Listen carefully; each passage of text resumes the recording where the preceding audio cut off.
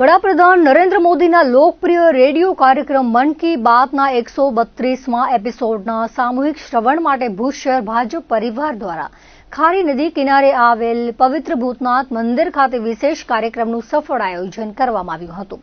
આ કાર્યક્રમમાં ભાજપના પદાધિકારીઓ અને મોટી સંખ્યામાં કાર્યકરોએ ઉપસ્થિત રહી વડાપ્રધાનના રાષ્ટ્રજોગ સંબોધનને ઉત્સાહભેર સાંભળ્યું હતું। વડાપ્રધાને આ એપિસોડમાં વ્યક્ત કરેલા વિચારોથી પ્રેરિત થઈ કાર્યકરોએ જનસેવા અને સંગઠનના કાર્યોમાં જોડાવા માટે નવો સંકલ્પ લીધો હતો। આ અવસરે કાર્યકર્તાઓ વચ્ચે પરસ્પર સંવાદ અને આત્મીયતા વધે તે હેતુથી ટિફિન બેઠકનું પણ આયોજન કરવામાં આવ્યું હતું, જેમાં તમામ સભ્યોએ સાથે બેસીને ભોજન લીધું હતું।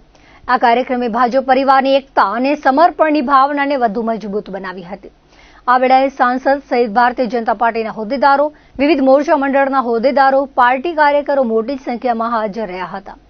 શિસ્તબદ્ધ રીતે યોજાયેલા આ કાર્યક્રમમાં ઉપસ્થિત રહી તેને સફળ બનાવવા બદલ પક્ષના અગ્રણીઓએ તમામ સભ્યોનો આભાર વ્યક્ત કર્યો હતો।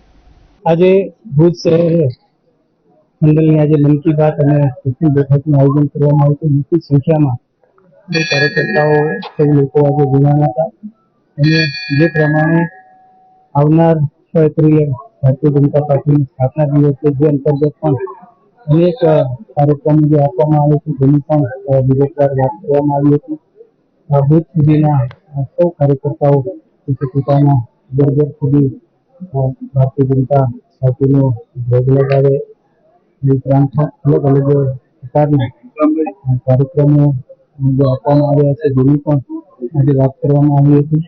અને જે પ્રમાણે આજે મન કી બાતની અંદર પણ આદરણીય શ્રી નરેન્દ્ર મોદી છે, જેમને અનેક જે હંમેશા મન કી બાતની અંદર એક ભારતના ખૂણાની અંદર એક સામાન્ય લોકો કે સામાન્ય આપણા પરિવાર જે પણ કાર્ય કરતા હોય છે એને પણ બિરદાવતા હોય છે અને આજે અનેક લોકોની પરિણામ મળશે।